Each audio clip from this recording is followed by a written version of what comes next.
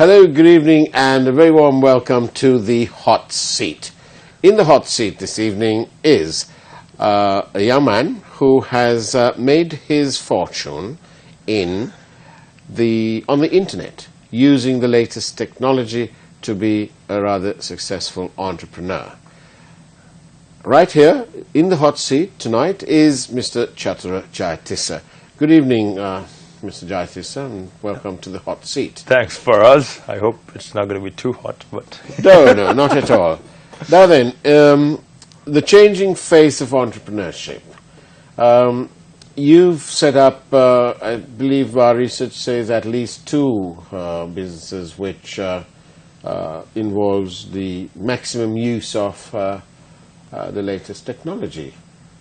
Is that right? Is it two or more than that? I wouldn't say. Well, I want to correct you. It's not using the maximum of the technology available, because Right. Sri Lanka, we still have I think a long way to go with where we are in the technology environment. But we are doing two things. One of the companies I've set up, the other company I'm a co-founder of, Right. and we are trying to, not just. We are trying to build solutions that don't only apply to Sri Lanka, that we can take out of the country and really showcase the talent we have in this country to the rest of the world. Well, that's wonderful. So whatever money you make out of that is be remitted to Sri Lanka, is it? Yeah, well, that's the idea. Wonderful, because that will make the Minister of Finance and the Treasury very happy, because you're remitting back much needed dollars. Well, Foreign currency anyway. Okay, so I'm just thinking back. About 4.5 years ago, my wife and I came back to Sri Lanka just with the same, ambition of trying to find a way to give something back to the country. Yeah. So, and where we see it is that they're just like ourselves. There are lots of other young entrepreneurs in the country who are very talented guys and have great ideas that they're working on. And I think that is the future. That is, we can take those ideas outside the country. I mean, not export, say, people to work in the Middle East, for example. I mean, right now, that's our biggest income earner. But think about all these great ideas. If we can export them, the amount of money that this country can make is significantly more. At the cost would be absolutely nothing. Because right now, while having our great women and men going to other countries and working and putting their all in, sending back money to the country, I mean, it's one of the biggest industries in the country, but we know that there's a law that they have to give up a lot in return. They have to leave their families. They have to, sacrifice so much in not very pleasurable or pleasurable working conditions in those countries. That's all very noble. You've set up, you've set up one and you're co-founder of another. Right. The one that you've set up is sort of a trailblazer, in the sense that you're the first, or amongst the first, online insurance brokerages in our country. Right. How essential was that? Well, it's like this. When we start looking at a bigger problem in Sri Lanka, we had to start solving from the small problems, because I always tell my team that in Sri Lanka, if you want to do something, you have to create the pond, you have to drag the mule or the horse to the pond and potentially shove their face in the pond. Right. Because we have to do from the basic structures are not available. So if we wanted to do something great in insurance here, even the basics are not done. So, I mean, I don't think, while this is while what we're doing is new to Sri Lanka, it's not something new to the world. I mean, it's selling insurance online has been happening for over a decade around in the developed countries, and I think majority of the insurance are purchased online in the developed countries today. So, what I'm trying to say is that we need to put that platform down, create that convenience, but then beyond that, there's so many in the insurance field, what we're working on, so many innovative and creative products that can be developed on that platform, on top of that can really bring the value to the customer. And when you were setting this up, right? How difficult was it to persuade the insurance companies? Because obviously this is a new thing, and they're not used to it. So usually with change comes a lot of opposition. Right. So I think we have been relatively lucky in that sense, because I mean there are a few companies who have been a bit reluctant, because they are larger companies. They're a bit worried about having their information publicly displayed. I don't know why, but most of them have been okay, purely because they understand this is the future. Sri Lanka, I mean, I don't understand why this was not available 5 years ago, because actually looking at our stats of internet penetration, the ability to purchase things online, that means the penetration of cards in the market.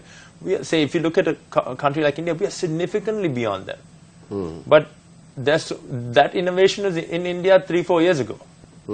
Right? So we are a bit lagging when it comes to these things, and I think to a great deal because of the process and the difficulty in the executing those things right now. For any young guy, if you don't have the resources, for example, if you don't have tons of money, which most young people don't, right? You don't have the resources to be, pushing through to execute these solutions, because at the end of the day, there's no guarantee. Now, we will have a site that sells insurance. But there's no guarantee, even if it's the most convenient and the best price in the market, there's no guarantee that people are going to come online and purchase insurance. It's not like people are looking out there for the next big innovative thing in this country right now. I mean, the thirst is not there. I mean, if you look at the developed markets, that's the difference. Today you find out that there's something more unique and innovative. People are ready in their mindset to look at that as a possible thing to go for. So, but you're changing the face of expectation in our country, right? And that's pretty good. But to discuss these challenges a little bit more, let's do that after this short break. Helping you stay connected. That's what we try to do here at News First. Don't go away. After all, this is the Hot Seat.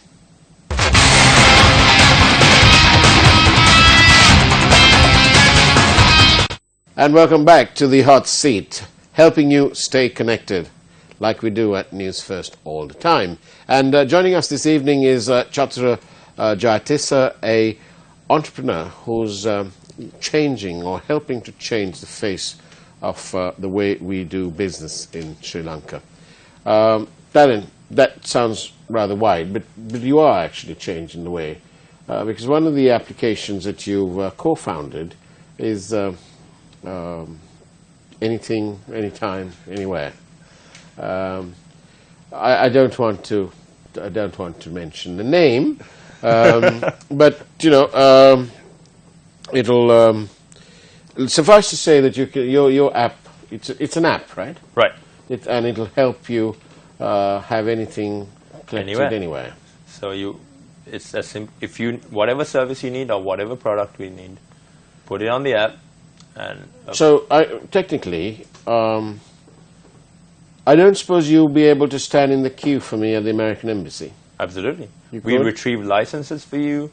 We do whatever it is the customer asks us to do. Right. So you can stand in the queue and wait until that point where you're supposed to go in. Whatever.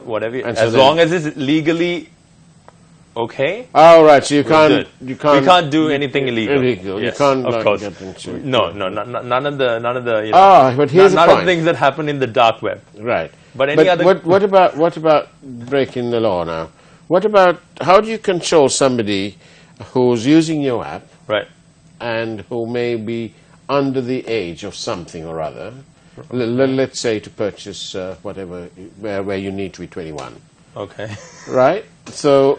You're 18, right? And you look 14, right? And you can't go and get it because you need to be 21. Of course. So then this bright spark will then say, hey, I can use that app that Chatra Jayatissa has done. Right. Okay. And she goes on there. How do you check?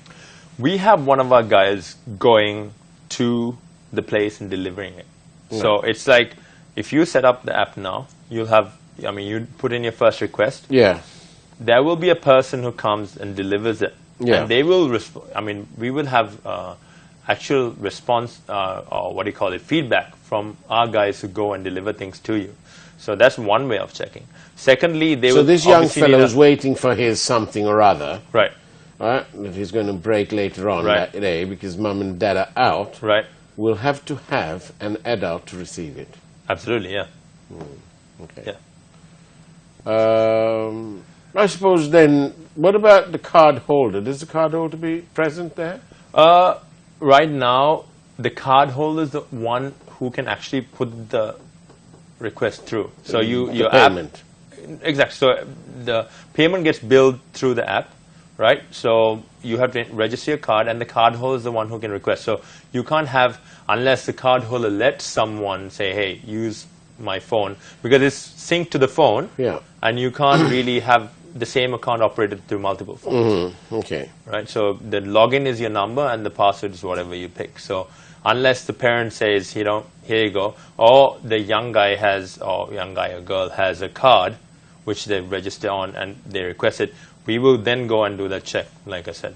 All right. So getting on to this online insurance brokerage that you've set up, can you be frank and tell us what kind of difficulties did you, when you first approached insurance companies? I'm sure that all these insurance companies are very proud now that they've had the vision to trust in you and so on. Right. But when you first made the pitch, they must have thought, oh God, here we go, we're going to we're going to leave the dark ages and we're going to enter Sri Lanka is going to enter the age of technology. How long? Come on, be perfectly honest. Okay, so it's like this. I'm not going to name names. No, don't. There are a few Insurance companies. There are a few companies, who would make us run circles effectively because I think it's a mistrust. I don't think it's that they don't understand why it's important. I think that the top guys, all these insurance companies, are actually very smart people. Right. And that's why I said initially that we didn't. Surprisingly, we didn't have so much of obstacles with getting a lot of these guys on board. Yeah. But there were some companies who were reluctant to get on board because at the end of the day, we are putting up all the insurance companies' information on a common platform live for anyone to see. Yeah. Right? So eventually there'll be ratings, eventually there'll be various things like that. So it's all about, if you, as an insurance company, if you're providing the best service, best product out there, there's nothing to worry about. You are competing not just on price. That's the main thing. We are not a price comparison website. Oh, you're not? We are a product comparison website. Price is one of the things that you consider when purchasing a product. But you want to consider the product quality, what you get out of it. I mean, when it comes to insurance, you're trying to think. What are you comparing then in insurance? Let's take motor insurance. What are you comparing? Right now, what we're comparing on our site is your different covers. So, I mean, is your airbag cover, what is it? Personal accident cover, what is it compared to everyone else? What do you call it? If it's a towing cover, what is that? Small coverages. So we are basically breaking down the fine print for everyone to say, okay, while ABC might be cheaper than XYZ is actually offering blah blah blah blah. I mean, or whatever in the process. So then people, I mean, we are trying to say the public can make the most informed decision. What we want to inform the public is it's not all about price. It's not all about price. Right. Now then, I want to ask you this. So I want to take out insurance. So I'm stuck somewhere, so it's so easy to do it on the phone. Right. And is it as easy as booking one of these taxis?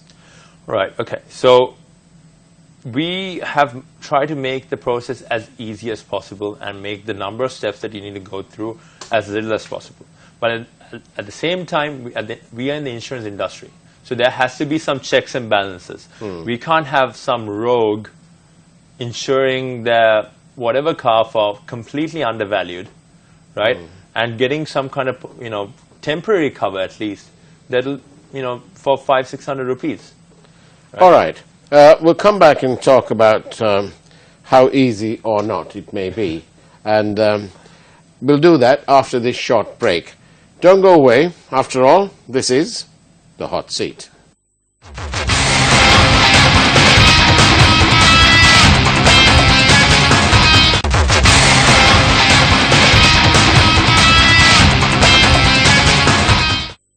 Welcome back to the hot seat. In the hot seat tonight is Chatara Jayatissa, entrepreneur. Now then, Mr. Jayatissa, we were talking about how easy or not it is to place insurance, and you say that it's rather straightforward. Absolutely. How many? What sort of checks and balances? You know, what about pranksters? Right. So what we're trying to do is, as I think to a great extent, I would say 99% of the time, we will screen out those pranksters through our system. So I'm not going to discuss the details of how our system works. Okay, but yes, I understand that might not be cricket for you to do and might be suicidal, commercial suicidal, almost as commercial suicidal as Gerald Ratner describing his jewelry as crap at the annual general meeting of Ratner's, and then the company crashed. Surprise, surprise. So nothing like that. But what about if some chap comes on and he thinks, oh, we'll create a system here, and he's got, you know, a 2015 model Prius, and he says that it's worth $1 million rupees, or 10,000 rupees, and he just wants to get his coverage to comply with the road traffic. How do you say, hang on, you can't do that because obviously your car's worth a minimum of whatever. How does your system know the value? So like I said earlier, to build a solution to anything in Sri Lanka, you have to almost start from scratch. I mean, I guess along the way you kind of innovate invent small things, or come up with other small solutions. Nowhere in the country is there a proper valuation database that is live and active. Yes, and of course the danger is that if you undervalue your car and the insurance company somehow or other provides you with the cover, at the time of claim, when they come and inspect your car and find the truth out, you'll be found out, and then your claim will be paid pro rata, probably, or not at all. And so that's the danger. Yeah, absolutely. What about the cooling off period? So, you're there, you've got nothing to do, you're stuck in the train station or something. You've done this thing, and then you think, hey, hang on, I shouldn't have done it, because you've gone home and the missus has been doing the same thing, but she's got a better deal, and she said, listen, who told you to do this? And then sort of say, what about a cooling off period? Okay, so right now, the way it's set is that if someone pays us, what happens on the the payment gateway side is that we have to accept the funds. So we have the terms and conditions is that if you pay, it's done. I mean, you paid for your product as long as we deliver. That's a condition that we deliver the product. Because the cover starts then and there. Because the cover starts absolutely then and there. Provided, so you can buy your cover then and there right now, or you can have your cover active from a certain date as well. So there are two ways to go about it, but the terms and conditions that we have is that if you purchase your insurance, that is completely up to us. So then the customer, if there's an issue like that, will have to call us, and we have the option of obviously accepting and refusing the payment. And obviously we are great with our customers, so if there's a mistake or something like that, we will obviously do what's right by them. And your value-added services includes sort of breakdown cover and so on. Right. So anyone who buys insurance from us will get a annual subscription completely free of charge to the basic cover of your breakdown. So that means you will be able to use our app and call a rider for assistance any time of breakage or any kind of breakdown. We will launch this initially in the Colombo area, but then it will expand to the Western Province, and hopefully within a year and a half, depending on how well we go, because right now the way things are looking, we might go island-wide sooner than that. But our plan is within 1.5 years to go island-wide, provide a quality service when you absolutely need it. I was down south recently. Right. And I was in the national park. Right. Yala? Yes. There were 2 jeeps that had overturned. Right. Would you cover that? Right. So that's the thing. We're in talks with a few similar things have happened to a few of our partners that we're working with. And what we're trying to do is, as we expand out of Colombo, Western Province, and then going all the way to, all the national parks and stuff, Yeah. we will absolutely have guys in those regions to come and service you. But you understand that this is something that we're building from scratch. Yes. It's not something that exists in a proper way, at least in Sri Lanka. So being a startup, we have to do it in a sustainable manner. Yes, I was going to say, what's the alternative? When you start with the claim, will you say, oops, hang on, the Yala is not part of the road network or something like that, and say, well, it's off the road, and so you're not covered? Well, no, because... Or do you take an option for off-the-road cover? No. Okay. The service we provide, Yeah. at the end of the day, I do not understand companies who come out and tell you, when you're in trouble, that, hey, we know we don't cover that. This is what they do quite often. But what's the point? What's the point of that? Because ultimately, your customer is going to get annoyed with you and not buy insurance or you'll renew with you. You have to be there. I mean, the reason we're setting this up, we could have just sold insurance online. So you're actually selling a superior service. Absolutely. We want to be there when you absolutely need us. And that just doesn't stop at the roadside assistance app. We are going to continue. There are lots of cool things that we're doing. We'll continue to innovate that will make your life a little bit better. I mean, we can't suddenly change, say, for example, we can't teleport you, Okay. But along the way of you driving from A to B, we can do everything possible to make sure that your life is more convenient or a little bit better. And your other business is a sort of an online concierge service, for want of a better word. Right. Right. You need to talk to advertising and get them to advertise this thing on a network, because then we can use the name. Right. Well, let's put it this way. We are a startup again. That is a startup. This is a startup.